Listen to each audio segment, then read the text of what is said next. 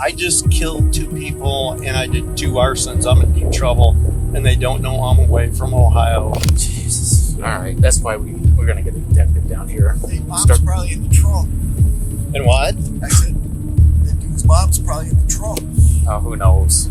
These are U.S. Marshals reading the messages from Caitlin Coon's phone, a 17-year-old girl who went missing that morning. Little did they know of the despicable case they were getting themselves into. A case so horrific, it would forever shatter this quiet neighborhood in Sylvania, Ohio. And let me tell you something about it. You know how this came into our possession?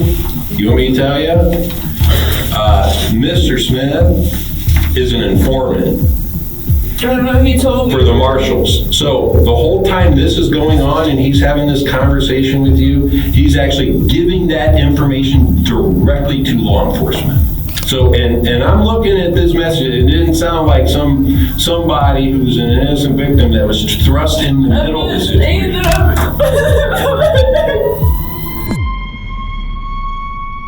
It started like any other missing person report. Nicole Jones, a 53-year-old mom, wasn't answering calls, and her family grew worried. This morning, the Border Patrol stops them in Douglas, Arizona. Okay. With a 17-year-old that's a missing juvenile. And she's the one reporting the murder and arson. But they also said they burned the house down too. Right. But obviously the house ain't burned down. Right. So right now... So we have no idea where she is. We don't. Then on May 5th, 2023, police in Canton, Ohio alerted authorities in Sylvania Township that 17-year-old foster teen Caitlin Coons had gone missing. Even more disturbing, Caitlin had allegedly told her caseworker that she killed her boyfriend Jonathan Jones's mother, Nicole Jones, and set her house on fire. Are you working with the detective? Is Canton? Yeah, okay. It's like a fugitive investigation, but then I guess the one lady said that she killed her in arson.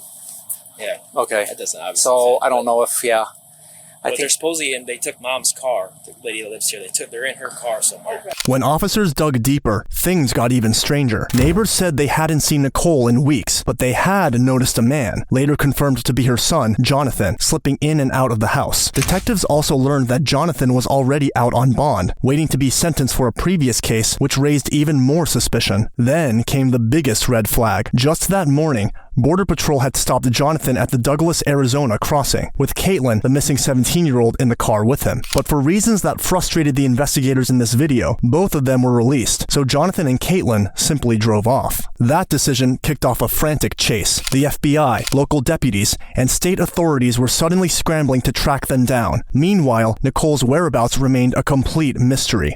It's in regards to the safety of the individual that lives here at 7456. When I get here, the marshals are here, and they're telling me that this lady's car was stopped down in Arizona by the son and the girlfriend. And the girlfriend reported to her caseworker that they killed her and burned down the home. Okay, the home's not burned down, but we had enough to kind of go through in the window and went inside. It's kind of a mess, but we don't know where this lady is. We don't know if the son and this girl took her and on the way down to Arizona, I don't know. So basically what we have is the woman that's living here is unaccounted for. Detectives came up empty-handed after combing through the house, and the situation only became more unsettling. Before long, the FBI and U.S. Marshals put out a fugitive warrant for Jonathan Jones, while Caitlin Coons was officially listed as missing. The case was now on the radar nationwide. I just killed 2 people and I did 2 arsons. I'm in deep trouble, and they don't know I'm away from Ohio and about and that was kind of the end of it. But that's there's the money? That's Is that her holding the money? I don't know. I'm guessing this is her phone because clearly it says, right, Caitlin, whatever. But so Canton PD detectives are working that side of it. Jesus. All right. That's why we're going to get a detective down here. Hey, mom's probably in the trunk. And what? I said, that dude's mom's probably in the trunk. Oh, who knows? I mean, I don't know what income, maybe she, they milked her for that, or who knows? But I'm saying if they don't have a car, I wonder if they could see if they could put a locator to stop it at the border if they're trying to cross. We've already done that, and they got airplanes up right now. Oh, awesome. So don't know, man. I think this is definitely the situation. Mm-hmm. It's not gonna look good. No, Not I gonna don't turn think out. so either. A few days later, there was finally a break. On May 8th, authorities in Juarez, Mexico, spotted Jonathan and Caitlin driving his mother's 2021 Buick Encore. Inside the SUV, investigators also discovered Nicole Jones's identification, bank cards, and wallet, an ominous and blatant trail of evidence. By May 9th, Caitlin was handed over to the FBI at the El Paso border crossing. Jonathan, however, was kept in Mexico for 2 extra days after officers reported finding marijuana in the car. Once Caitlin was safely back in U.S. custody, agents zeroed in on her disturbing text to her caseworker, the one hinting at Nicole's murder. They sat her down for questioning, determined to learn what really happened and how she ended up in Mexico. The 2 FBI agents read Caitlin her rights, making it clear she understood the gravity of the situation. With that out of the way, the interrogation officially began. However, Caitlin seemed strangely reluctant and defensive when asked about her whereabouts and the reason for leaving the U.S. What follows is one of the most disturbing teenager interrogations I've ever witnessed. Viewer discretion is advised. The reason why we got called in is because we were notified that there was a juvenile that was in Mexico, a U.S. citizen, and that was going to be deported back. So we're here because we just want to talk to you, figure out what happened, how you made it down there, if you were treated okay, because obviously I don't really want to talk about it. I already talked to the police about it. in Mexico. Yes. Okay, They have a translator. they have a translator. So what Colette's trying to say is like our concern is that because I know nothing bad happened. I was just down here for a week or so, and then when I went to go use the bathroom, that's when the Mexican police pulled me aside and was like, "You're gonna have to come with us. You don't have a traveling visa." okay, I came to Mexico because I was looking for a new beginning, and then out of nowhere they started posting stuff, and that's when the Mexican police were also like, "Why is it showing all this?" And I was like, "I don't know." Like they just now started putting things up like that. who started posting stuff? Apparently, they're saying the U.S. Marshals want me. They said that the National Center of America wants to talk to me. I talked to my local police, and they said that they were going to be taking me out for missing because I wasn't even supposed to be put in as missing. So part of what our thing here is because we're American citizen, and we have so many reports of American citizens going out of Mexico and all these horrible things happening. Right. And so we want to make sure that nothing happened. Nothing did happen to me. Nothing at all. As soon as it started, Caitlin told agents that all she wanted was a new beginning in Mexico. She painted herself as someone just looking to escape her old life, glossing over the fact that she had vanished with Jonathan under highly suspicious circumstances. At one point, she even tried to shift the conversation by complaining about how harshly she'd been treated by Mexican police. Then, as if that cagey behavior wasn't enough to raise suspicion, when agents asked for her phone password, Caitlin stalled and suddenly veered off into a ramble about an ex-boyfriend. At first, it sounded like a random tangent, but investigators would later realize this wasn't just small talk. That same ex would soon become the scapegoat in the story Caitlin was building for herself. It should be 2-0. Yeah, we're done. Oh, also, my ex might be blowing me up because he keeps telling me about the U.S. Marshal. So you might see that number pop up in the messages. Who's your ex? His name is Michael Smith. He's trying to tell me that, I'm wanted and that I'm about to be going to jail. And I'm on Facebook right now. So here you go. What was the password? What? 2006. Okay. 6. Yes. Thank you. It's my birthday. Why would he say that? What? Everything that the U.S. Marshals or something? Yeah. Because I used to be with him when I was younger, and because of the cops finding out and everything, he's trying to get at me as best as he can right now. So he's trying to help the police and stuff. And I'm like, there's nothing to help out with. I'm not doing anything wrong. Right. So he's just right now spamming my number with, the U.S. Marshal, you're about to be in jail. I got somebody pregnant, and I'm gonna make sure they're the best daughter in the world because I know how you didn't have the best parents or whatever. It's just Is he trying to upset you? Yeah, basically. But it can't upset me. Nothing upsets me. When agents pressed her about what exactly happened in Mexico and during the border crossing, Caitlin often claimed she couldn't remember much, blaming it on a supposed traumatic brain injury. It felt like a convenient excuse, especially since she seemed to recall other details just fine. The border to Mexico? Was that through Arizona or through here in El Paso? I think it was through Texas, if I remember correctly. It like leads.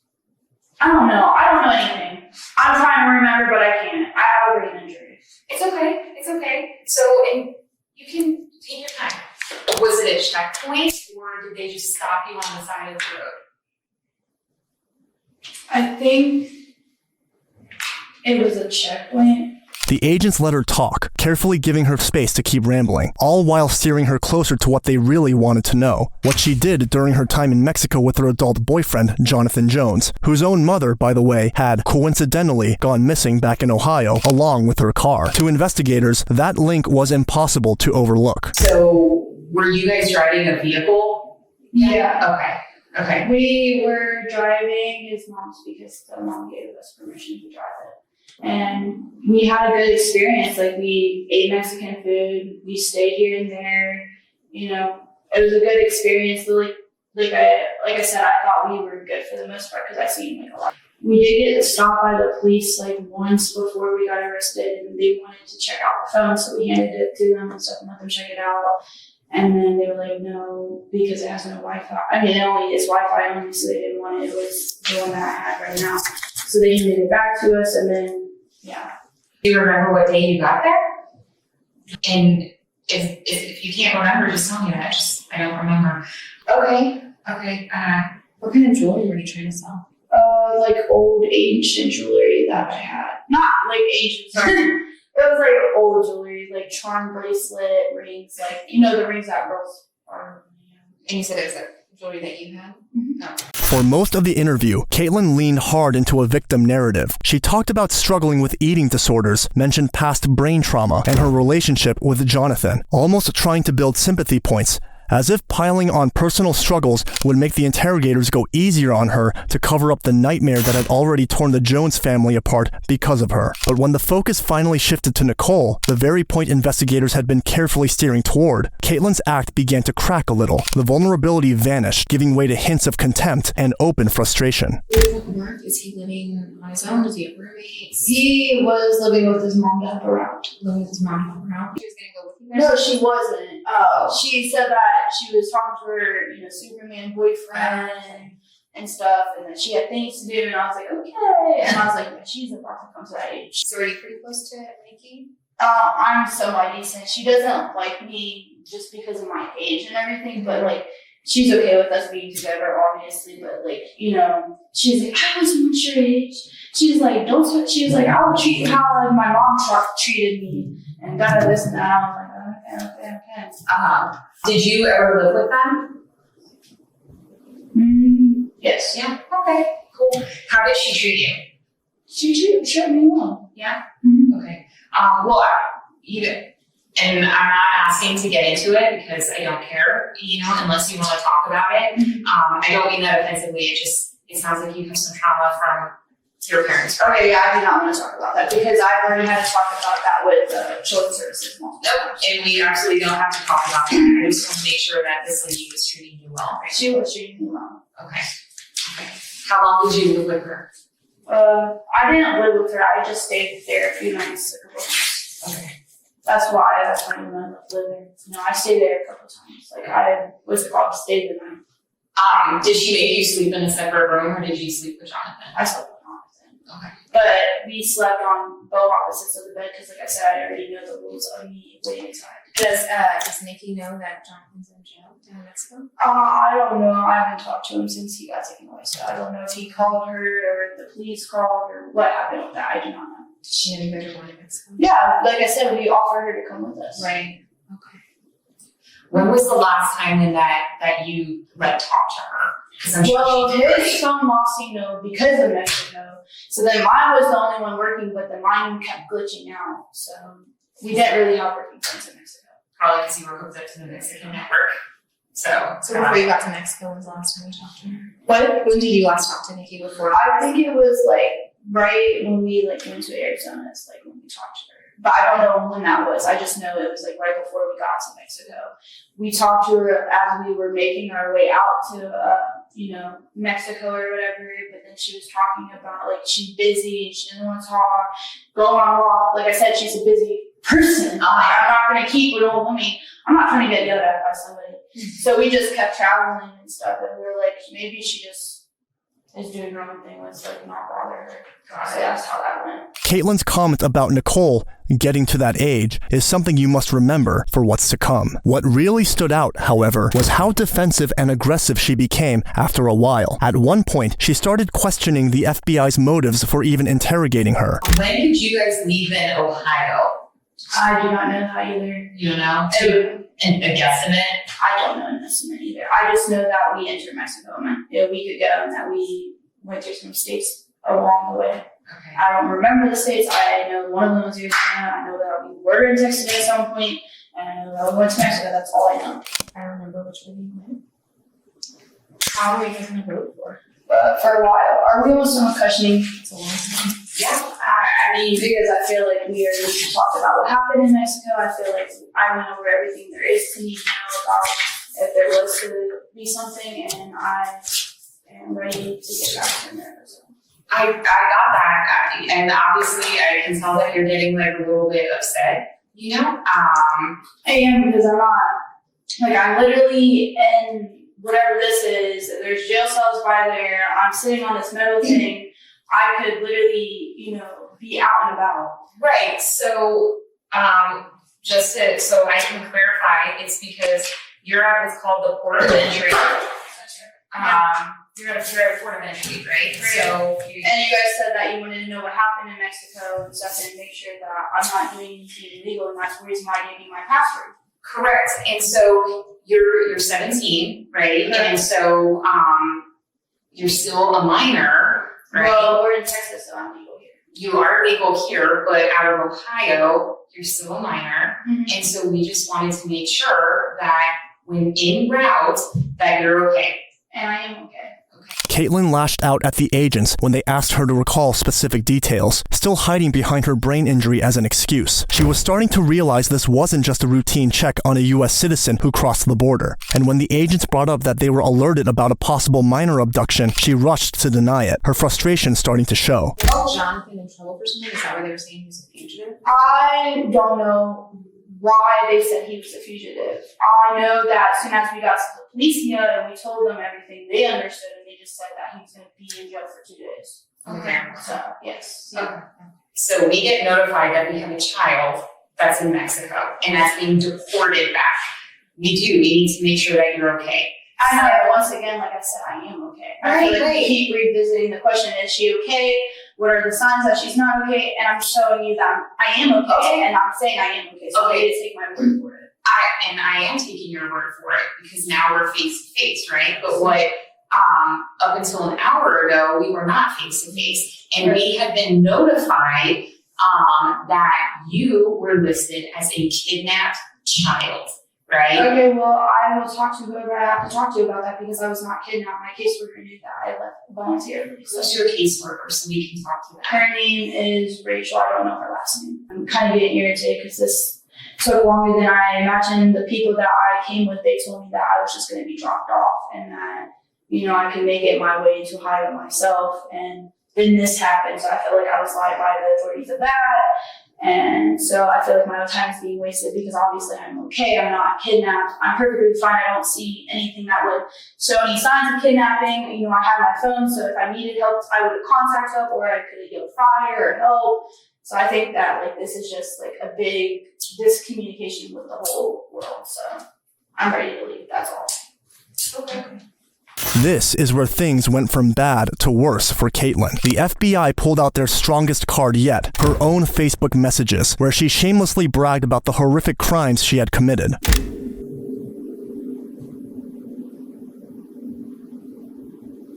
What does it say? It talks about 2 murders and some arsons.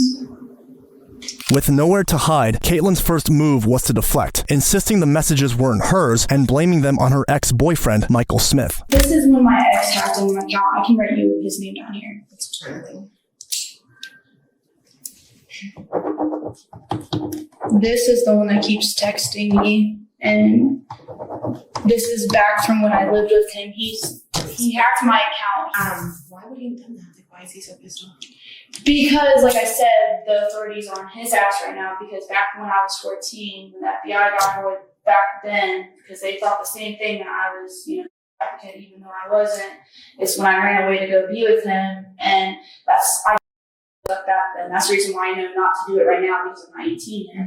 But I did it with him, and so the police got involved and stuff, so ever since, they put him on probation and stuff and told him that they were going to be keeping a close eye on him, every time that, something's up with me, he would be the one to be like, oh, I know everything. I know where she could be at.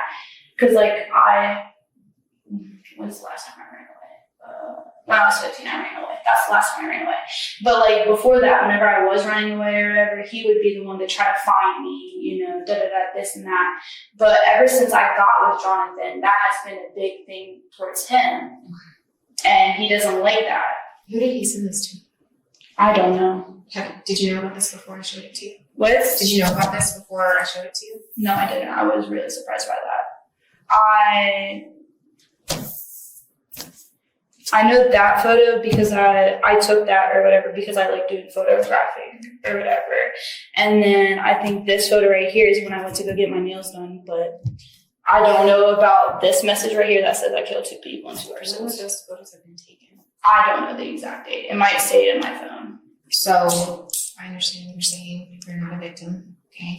I understand that you want to be an adult, and that's fine. Mm-hmm. So I'm going to talk to you like an adult, and I'm going to talk to you face to face right now about the issue that we have with this, okay? So it says you killed 2 people. With Caitlin thinking she had put the worst behind her, the conversation shifted to the missing Nicole again. Her gun had been traced to a pawn shop in Mexico. This interrogation was already starting to take a very different turn. Jonathan took a gun to a pawn shop here in El Paso and told the people that his mom was dead. You did? Mm-hmm. Sure did. So, Caitlin, we want to help you. Right. And we recognize that you're 17 and that you have a lot of life left. And we want to do what we can to help you. Right. And I mean that sincerely. I'm not being He really did that? Yes. He went to came to a pawn shop here in El Paso, gave him the gun, and said his mom's dead. So I'm going to give you a chance to talk. Seeing this, Caitlin grew restless and quiet, and also asked something that made investigators click. You don't know what? I don't know anything. I didn't know he did that. I didn't know there was a gun. I didn't know his mom was dead. I don't know what you guys want me to say. We just want the truth. We want to help. That's all. We just want to help you. So she's dead. Did you guys find the body? Caitlin, tell us what happened. No, I'm being serious. I don't know what happened. That's the reason why I'm asking. Did you guys find her body? That's why we need your help. Because you just told me that this woman was such a sweet lady that opened her doors to you. And I think she deserves to be remembered properly, right? I didn't know she was dead, so I don't know where the body's at. By this point, Caitlin was backed into a corner. From our point of view, okay? We have, how old is Jonathan? 33. Okay, so we have a 33-year-old and a 17-year-old who's been abducted from Ohio. And now this sweet old lady is missing. She's not missing, though. Where is she? I don't know. What do you mean she's not missing? How do you know? She can't be dead. Why? Because she was fine when we left. So, people die suddenly all the time. We're trying to help you. Okay. I get that, but I just don't know. I think you do know. The tension is palpable. The investigator's friendly demeanor to get her to open up is gone, and now the only thing that matters is getting her to confess her crime. Put it all on him, even though it's not all on him, or go to jail. So it doesn't have to be one or the other. Okay? our job is to present the truth and to find the truth. And we want to give you an opportunity to tell your story before he tells it for you. It was all me. See how the detective gets closer, creating more intimacy with her. Now, after 1 hour and 15 minutes of conversation, when her boyfriend was put on the spot and his life was in danger, Caitlin did the unthinkable. Told him that I gave him 5 hours. I ran away from an independent living house and I told him he had 5 hours, to kill her. And he told me that he couldn't do it because that was his mom. And so he wouldn't do it. So I strangled her out and I took a rock and banged her head a whole bunch of times. And then I told him about it and he was shocked. So then I let him give him a moment. He threw up and then we went to go get cleaning supplies that I cashed out and stuff. And then we cleaned up the body, cleaned up everything in the house. We disposed her body in a trash dumpster and he couldn't do it. So I, was the one that put the body in the trash. And then after that, we took his ankle thing off and then we went on the run. And most of the way, he was really struggling with it because it was his mom and he needed marijuana. And that's the reason why, there was marijuana gummies in the car when we tried to get into Mexico. The shocking confession of a 17-year-old killer. Her calmness is appalling, but it doesn't stop there. It gets even worse. It took a lot of courage for you to tell us that. Yeah. Okay. I also killed another person in Arizona in a drive-by. I don't know who it was. Also committed 2 arsons in Arizona in the middle of nowhere. Don't know where that was either. Okay, let's start with the drive-by. What happened? I loaded the gun and stuff and shot the person and I left real fast and then after that I washed off the residue of the gunpowder. Are you certain that they're deceased? I don't know what happened. I just remember pulling out the gun out of the window and shooting. Detectives then inquire about her feelings when doing the despicable deed. How did you feel after you killed his mom? I was like, I'm sorry. And then, I had to toughen it up because then that was when I went to go hide the body. But you put her body in a dumpster, right? And so... And a dumpster was like a trash It was can. by a neighborhood in Sylvania. A neighborhood in Sylvania? Yeah. Is that where she lived?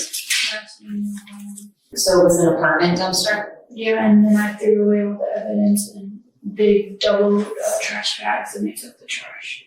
Okay. In the same dumpster though? No, and her dumpster, I did that. Okay. And the next day the trash people came and took all the evidence. Okay. Was she wearing clothes? Yes. Yeah. Do you recall what she was wearing? No, I just remember wrapping her up in saran wrap and the black big things that you can put over things. Tarps? Yes. Okay. So saran wrap and tarps. Did you use any kind of tape to tape it up? Okay. So then you put her body. Jonathan had to have helped you. No, he did not. I got her all the way in, halfway, and then I was like, I need help, and then he couldn't do it, so I had to push her feet in. But it was all me.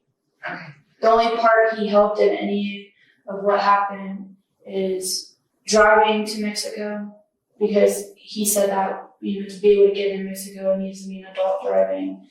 And then besides that, though, he didn't help with anything else. It's clear how she is always trying to protect her boyfriend by saying things such as, that's all he did, he didn't do anything else, and it was all me. She seems very in love with him, and she's capable of going to any necessary length to keep him on her side. I bought a scrub thing, a mop, and I cleaned up all the blood. I threw away the blood clots and stuff like that. I made sure the trash cans were double wrapped, and then I made sure to get it into the dumpsters for tomorrow. Where did you get all the cleaning supplies from? I think Walmart. Walmart? Is it like a local Walmart? Let's do thinking. Yeah. Okay, how far is the Walmart from her house? I don't know. Okay. And so now you said that you strangled her. How did you do that? Okay, where was she? when that happened? She was trying to get something out of the fridge and I flipped her over and started doing it. And then I took the rock that I had right on the floor and I started throwing hits at her head. Is that what those scratches are on your arm? I don't know what these are. No. Remember, like if you lift up your sleeve, the other ones, are they from her? No. No? Oh, these are. Okay, cutting. Yeah. Yeah. Did she fight at all? Yeah. What? Did she fight you at all? She was very in shock, so she didn't fight. Like the only thing I remember is the cackling with blood filled up in her mouth. Was that after she was hit with the rock that happened? Yeah, and then there was blood clots that started coming out of her. Out of where? I think it came out of her mouth. They were really big. Okay. How long did you say that you strangled her for before you hit her with the rock? I did it for 5 minutes, hit her with the rock, and then I kept strangling her. And then after that, after strangling her for a good at least 10 minutes, I started banging really hard with the rock again. Okay. So after the first 5 minutes of strangling her, do you think that she had passed away at that point, or? I think it's whenever I stopped strangling her and put down the rock that she finally was out. Okay. Did it happen in the morning or the night? It happened in the morning, and then the body was disposed of that night. Okay. Do you remember when that was? No. No. Do you have any, was it in, because we're in May right now, so was it in April or was it in May? What you said, were in what? Did it happen in April, the end of April maybe, or did it happen in early May? End of April. End of April, okay. And this was because she didn't want you guys to be together? Yeah, and I think she honestly was really obsessed over him because whenever we were talking to her, about us and stuff, she was like, well, if you guys have, I'm going to be perfectly fine with it and stuff like that. And we were like, well, in the future, we're not going to ask you to have sex. That's weird. That's something we would talk out ourselves. Mm-hmm.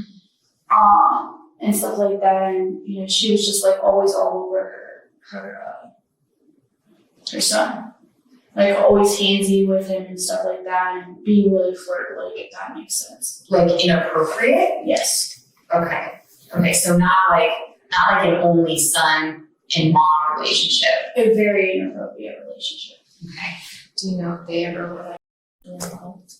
I don't think they were, because when I was talking to Jonathan about my suspicions, he was like, yeah, I kind of feel that way too, because my mom would always get angry at me for certain things. And, I would tell her, why are you getting angry at me for this? And he was like, I don't understand it. And then he was also talking about, how he sees some of the stuff too, and he made him feel uncomfortable. And then that's when I told him, I was like, you see why I killed your mom? Do you understand? Because she wouldn't let us be together. Nobody will let us be together. And it's kind of sad because it's obviously, I want this, I want him, I don't care if he's old, I don't care if by the time I turn 18, he's about to be an old ass man, I don't, I love him. There's nobody like him, is what I was trying to explain to him. And then I even told him, this is the reason why I killed your mom, because she's being very inappropriate with you, and she wouldn't let us be together. If only she would have let us be together, I don't think I would have ever become a murderer in my life. I think it's very apparent how much you love him. Mm-hmm. It's very apparent how much you love him. I can see that. I can see in the way that you're talking about him. Was he mad at you? He was for a good while. He was chain smoking and didn't want me to be able to touch him or anything. He just wanted to do his own thing in the back of the car and the back seats away from me. Why didn't he call the cops on you?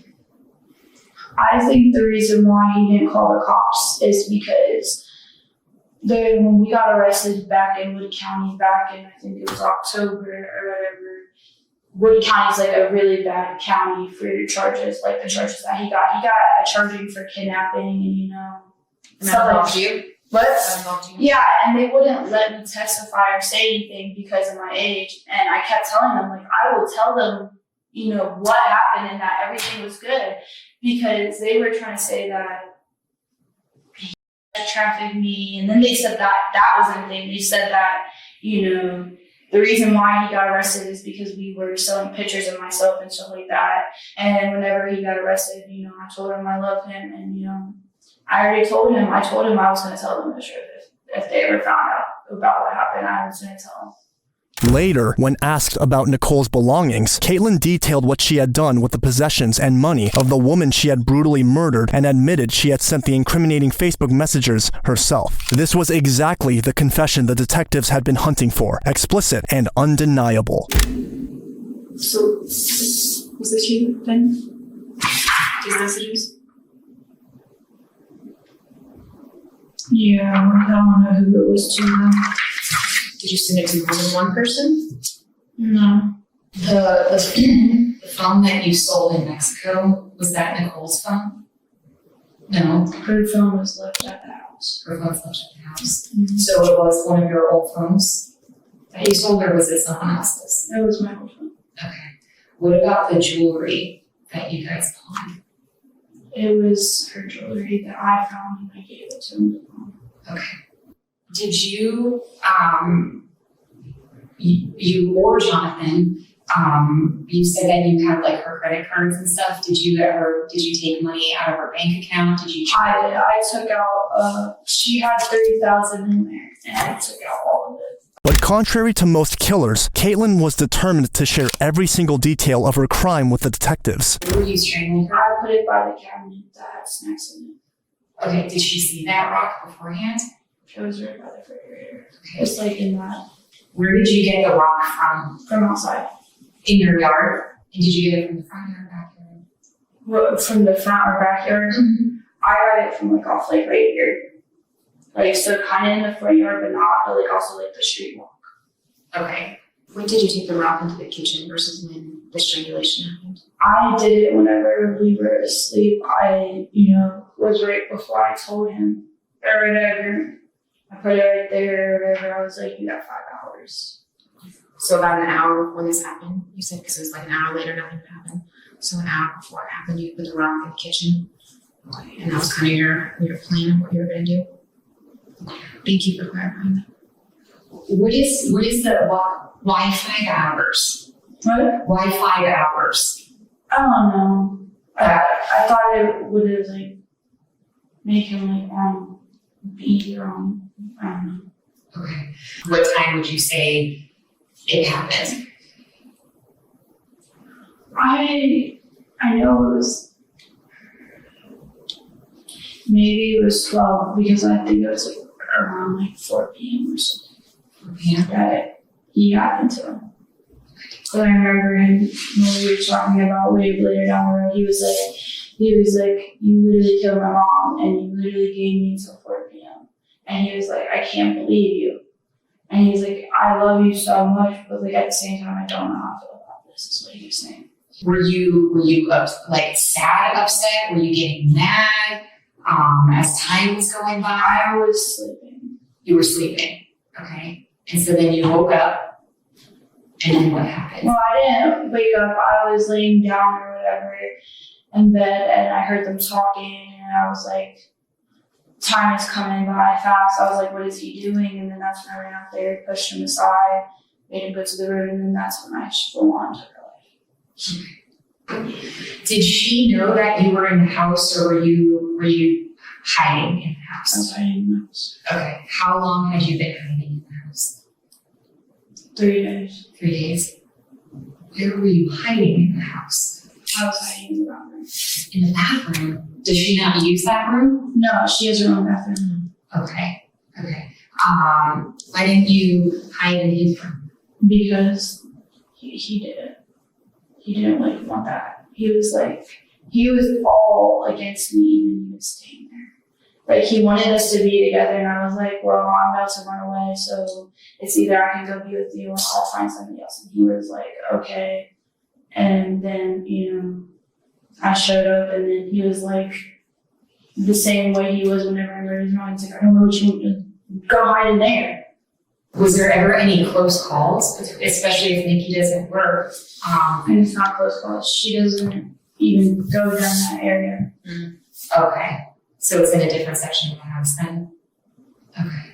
How did that make you feel that he relegated you to the bathroom? He didn't like relegate me. It was kind of more so I showed up out of nowhere and he was like really not knowing what to do. I see. Okay, that makes sense. And then how did you get into the house? I went through his window. Okay. Is it a one-story house? Okay. Pretty sure. Okay. Do you know this story? Probably from the officer. Like I said, she would like kick me, threw me, and everything. Okay. When she was in the kitchen, right, when this all happened, had she known that you were in the house before that? No? Okay. So it was a shock to her that you were in the house? I'm pretty sure that's what shocked her whenever I went to go kill her. Because she wasn't expecting you in there? Yeah. Okay. All I remember is that she dropped her flavored water on the ground. How did you get to Walmart? How did I get to Walmart? Mm-hmm. I made him drive. Excuse me? I made him drive. You made him drive? I was telling him every time, like, whenever I needed to go somewhere, like, for the stores and stuff, especially whenever I killed her, like, for cleaning and stuff, I was like, you're gonna drive me to the store or else I'm turning you in. And I was like, do you want me to turn you in? And then that's what made him really drive me into places. And whose car were you driving? Was he driving? Okay. Does he have his own car? Mm-hmm. No? Okay. And white SUV? So it was the white SUV? Mm-hmm. Okay. How did you pay for the cleaning supplies? For money. For money. Was it cash or a debit or credit card?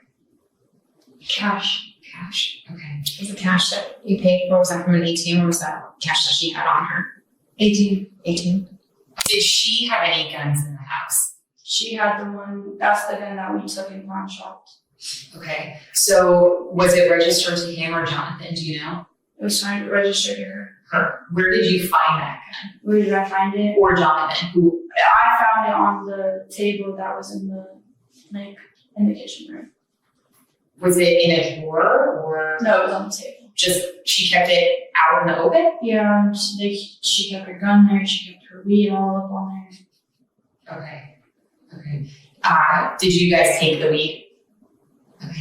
Despite all the horrific details she's shared so far, what makes this crime even more heinous is that throughout her confession, Caitlin has absolutely zero remorse and emotion. To her, Nicole was practically a nobody who deserved to die. So I know you said you went and got high after you killed her, but now, like, do you feel bad about killing her, or are you just kind of like, whatever? I don't feel bad about it because she was inappropriate towards him and she wouldn't let us be together. Do you think she deserved to die?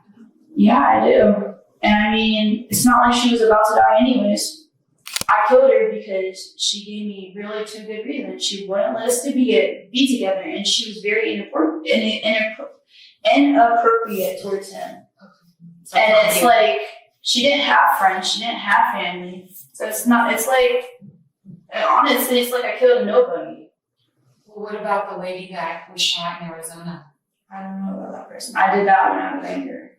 Okay. I just wanted to blow off steam and I didn't even think about that. Were you guys? But I honestly think that one didn't have anybody either, to be honest. She was literally in a blanket on the bus stop on her phone with glasses.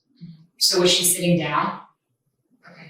But if she is dead, which I don't know, how does that make you feel?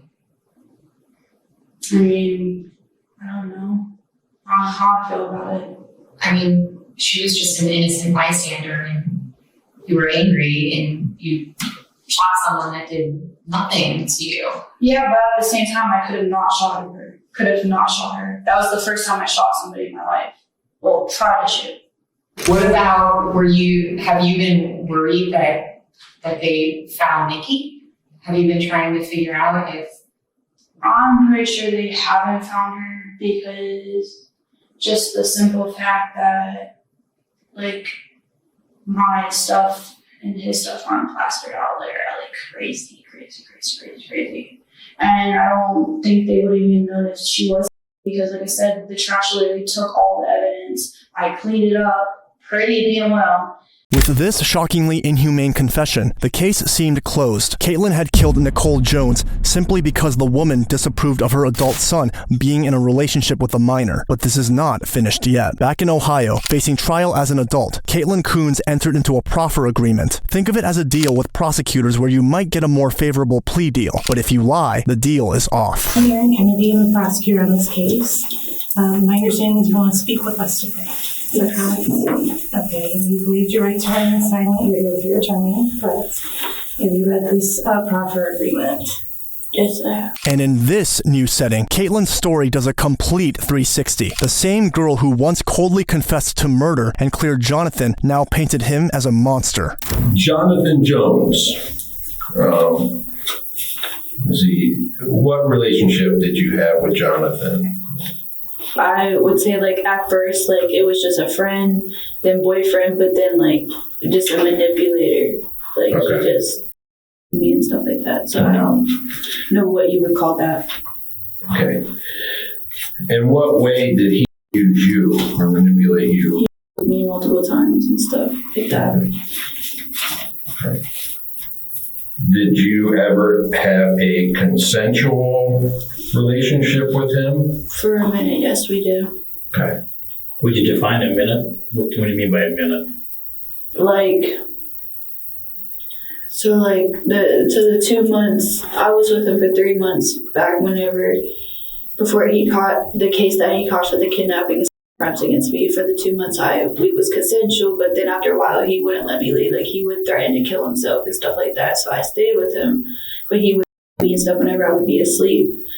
I never had my phones whenever I was with Jonathan, so I talked about this with multiple people from that's involved in my case, because they showed me the messages, but I got my phones back whenever I came back from Mexico, so I don't know what happened with what was going on with that. Surprisingly, she claimed that Jonathan had convinced her to go to the house and that he had killed Nicole, not her, completely twisting her earlier confession. I'm going back to sleep, and in 30 minutes to an hour, that's when I hear, babe, babe, babe, and I walk out of the room, and then I walk this way, looking everywhere, then I walk in and I look this way, and there she is on the ground. There's a rock by him. Who's she? She said, who's she? Nicole. Nicole, his mother. Okay, go ahead. There she is on the ground. He has his hands on her neck, and he's asking me to help him. He's like, babe, can you please help me? And I'm like, no. And then that's when I went to the couch and I lay down. After that happened, he told me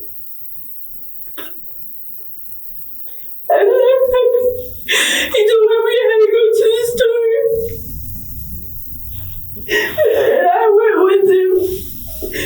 I went to the store. He got cleaning supplies and a whole bunch of stuff. And we went back to the house or whatever. And then after that happened, he cleaned up the mess on the ground. And he moved her body into turned her over or whatever. And then after that happened, he ended up packing up everything. He moved the body into the car. I helped him carry the body to the car. And then after that happened, he drove. And then he ended up cutting off his ankle monitor. Oh, no.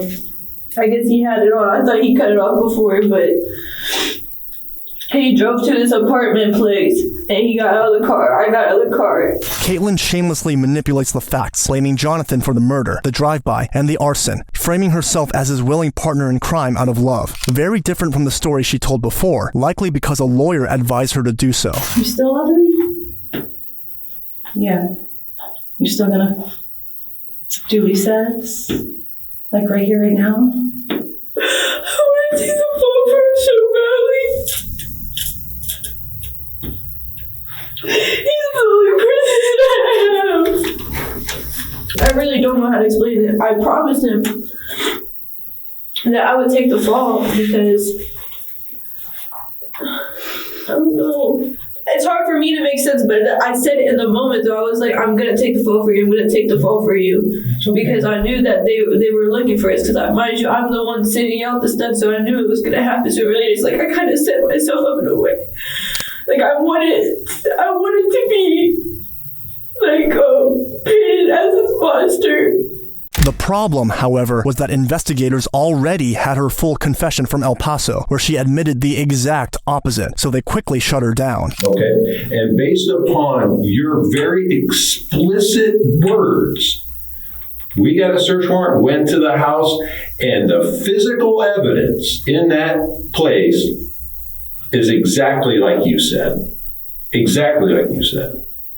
So someone who's all traumatic and not grasping the full situation is not going to be that explicitly detailed. See, and here's the other thing, okay? You're trying to tell us that you're the victim in all this. No, I'm not trying to tell you the victim. I'm Okay, trying to tell you how she died. I'm trying to tell you what I did, but you're not listening. Okay, we know how she died. It doesn't matter at the end of the day, because you're not going to listen. You really think I'm the one that did it, but I understand it from my statements. But me and him talked about it back and forth. I talked to him. I promised him I was going to take the blame because I loved him.